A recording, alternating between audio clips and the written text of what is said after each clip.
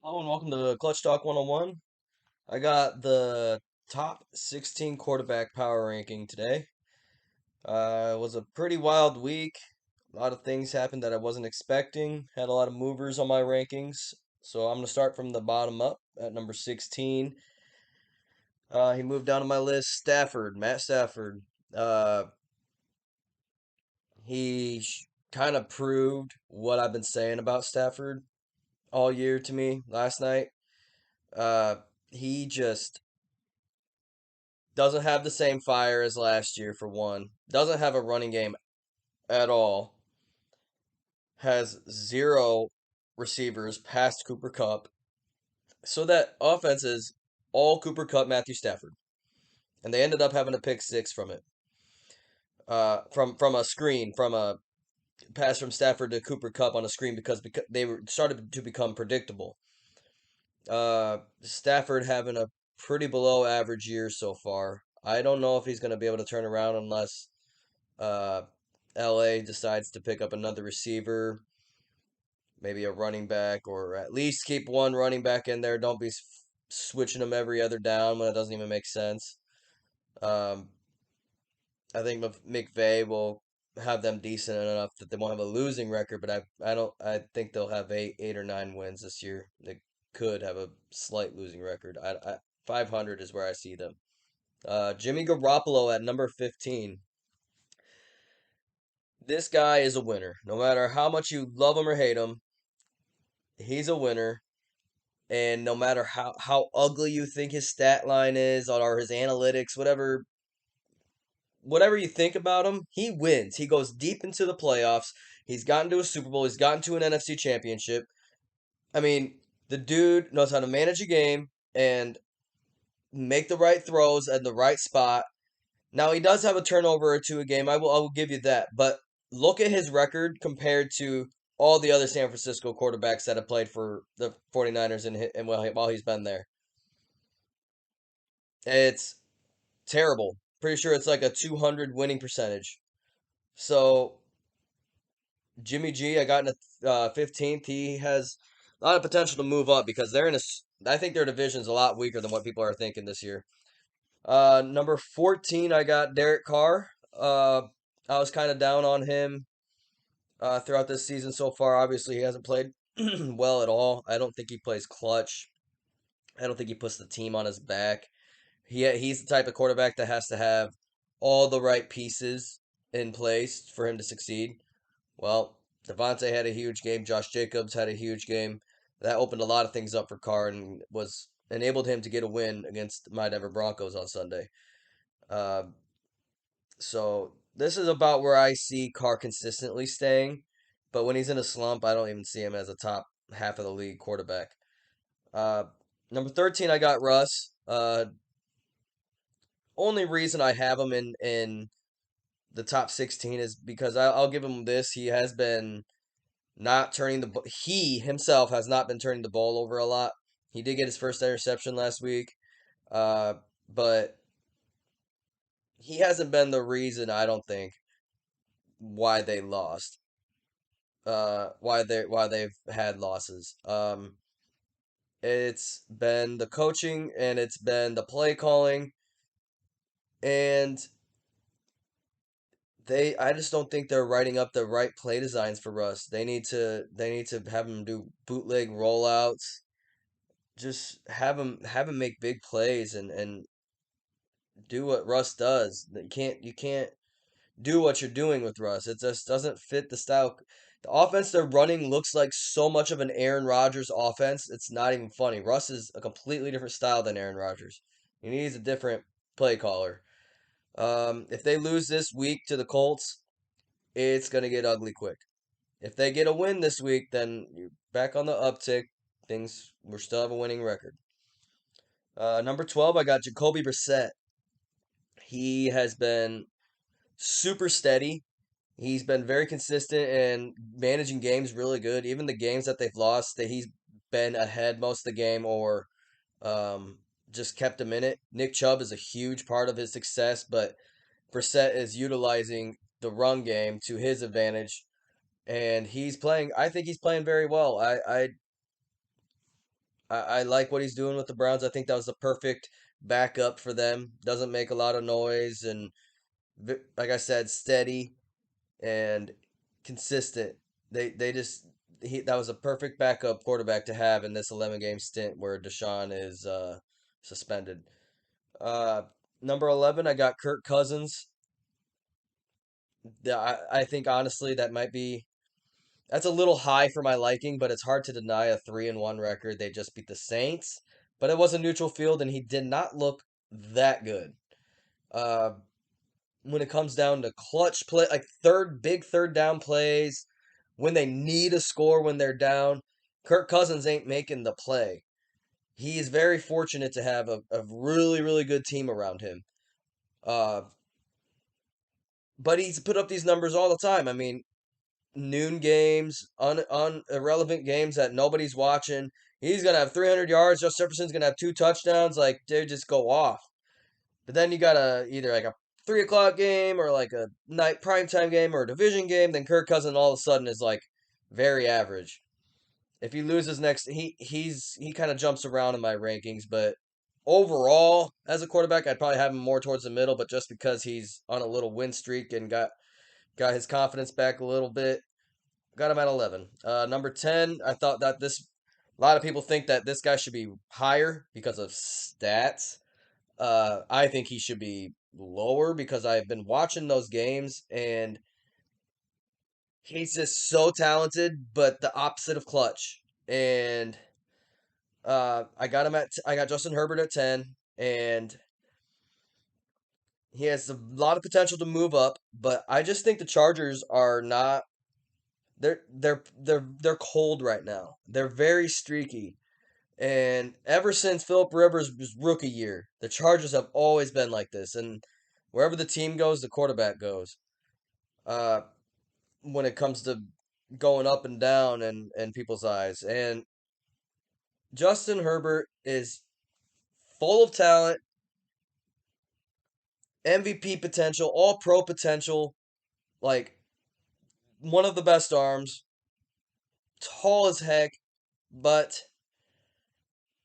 he has not shown me I'm not kidding. He hasn't shown me one moment where I'm like, "Wow, he that was clutch. He came through for his team. What a great throw in the fourth quarter to win the game." I have not seen that from Justin Herbert at all.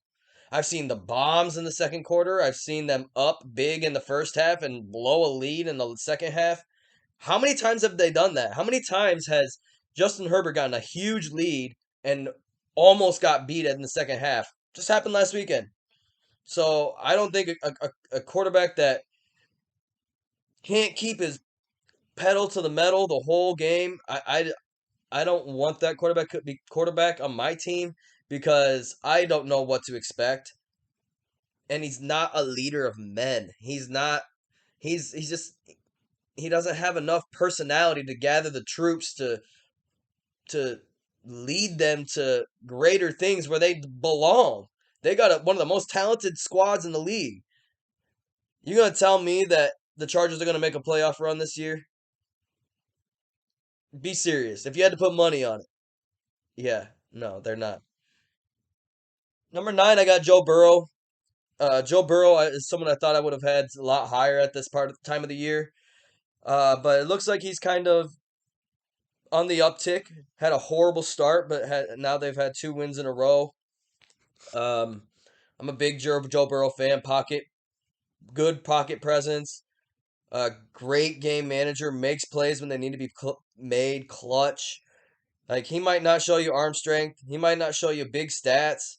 But he's gonna come through even in the clutchest of moments. I always refer back to that game where he was sacked 9 times in the playoffs against the Titans and still won. That means he made plays at the right time to get that win. If you can win when you turn the ball over quite a bit or get sacked quite a bit, that means that player had to elevate their game to get there. So I got Joe Burrow at 9. I kind of expect him to move up. Number 8, Cooper Rush. Y'all can laugh, but what's his record? What's his record? Oh, 4-0. Okay. What's Dak Prescott's record in the past year? Hmm. Okay. But he had great stats and he looks good and he's quick and he did so good his rookie year. Yeah, 5 years ago. 5 years ago. He was great his rookie year, had an all-time offensive line, had great receiving core, good defense, great running game. Yeah, he had a great year. What has he done without his star players? Nothing. Put up good numbers every once in a while. Numbers that he gets from being down and trying to have to come back and it's not stat padding because he's trying to come back, but he has those stats because he's not they're not winning the game. Dak is not a winner. He's a stat stuffer.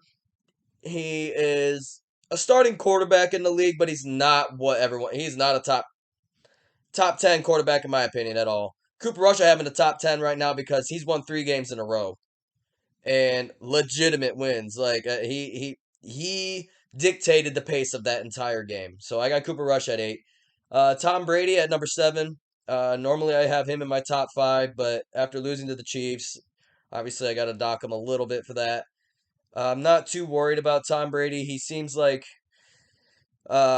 whenever he has a cold streak, he rebounds. And if there's anybody I'm not that I'm gonna trust, it's Tom Brady, the clutchest, most winning, most championships quarterback of all time. And people are making a lot of claims with Mahomes beating him like that in Tampa.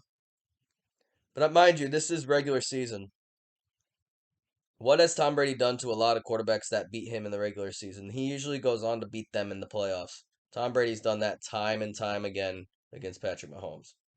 I think if they were to meet in the Super Bowl, I think Tom Brady would show him who daddy is. Number 6, I got Aaron Rodgers. Uh, kind of a shaky game throughout the in the Patriots against the Patriots. They ended up winning.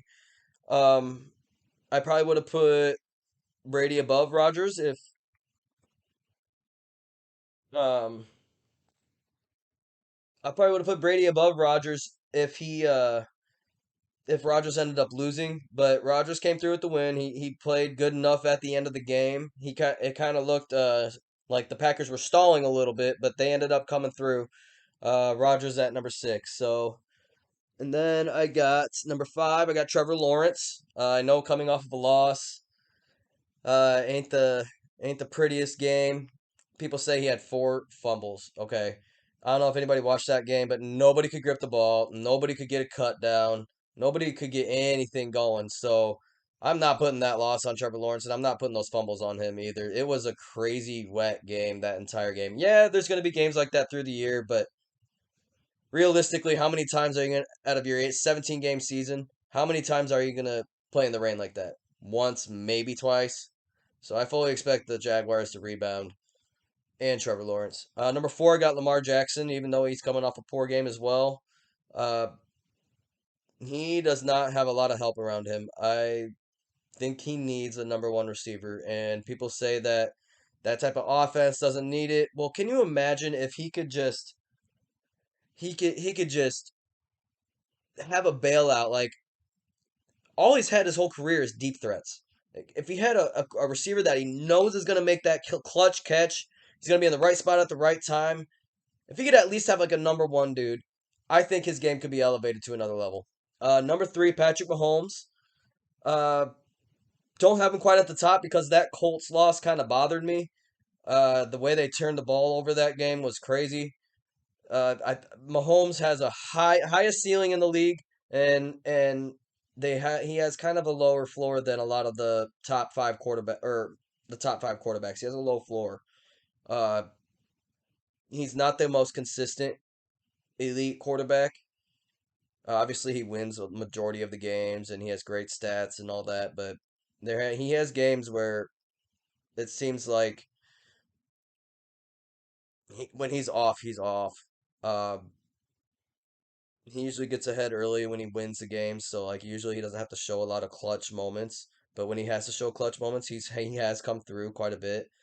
But I wouldn't put him in the upper echelon like Brady quite yet. Number two, I got Josh Allen.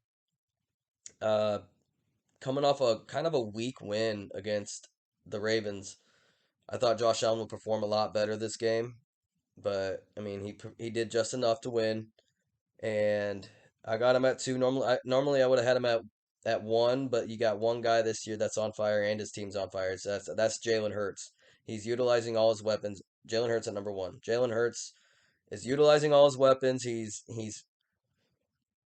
played in all weather so far. He played rainy game. They won against a great team. He's undefeated.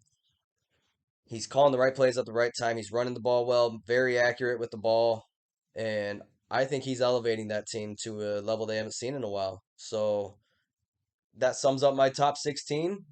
Jalen Hurts at number one.